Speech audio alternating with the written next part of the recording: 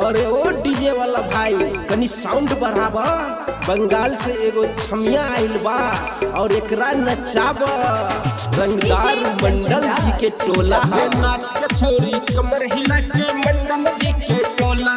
ये नाच के छोरी कमर हिला के धानुक जी के टोला, धानुक जी के टोला। सुनो डीजे वाला भाई हो, डीजे वाला भाई हो, कनी साउंड बढ़ा दो भाई हो, साउंड बढ़ा दो भाई हो। सुनो डीजे वाला भाई हो, कनी साउंड बढ़ा दो भाई हो।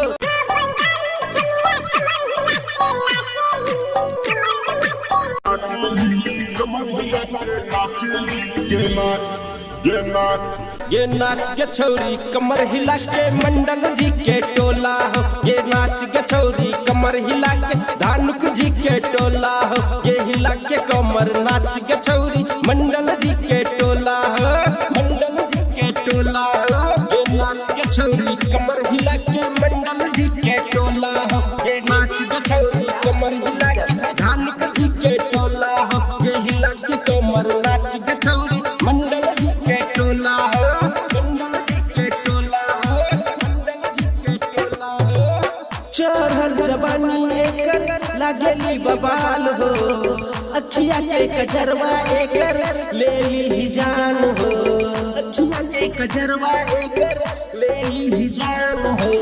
चढ़ल जवानी एकर लागेली बबाल हो, अखिया के कजरवा एकर ले ली जान हो।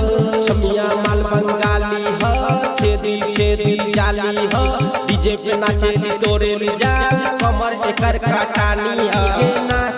ये नाच ये नाच के छौरी कमर हिला के मंडल जी के टोला हो। ये नाच के छौरी कमर हिला के धानुक जी के टोला हो। ये नाच के छौरी कमर हिला के मंडल जी के टोला हो, मंडल जी के टोला हो। ये नाच के छौरी कमर हिला के मंडल जी के टोला हो। ये नाच के छौरी कमर हिला के धानुक जी के टोला हो। ये हिला के कमर नाच के छौरी मंडल जी के टोला हो, मंडल जी के टोला हो। मंडल जी के जाती हो बड़ा रंगदार गे, चोलिए में खुशतो छोरी नमरी हजार गे, चोलिए में खुशतो छोरी नमरी हजार गे।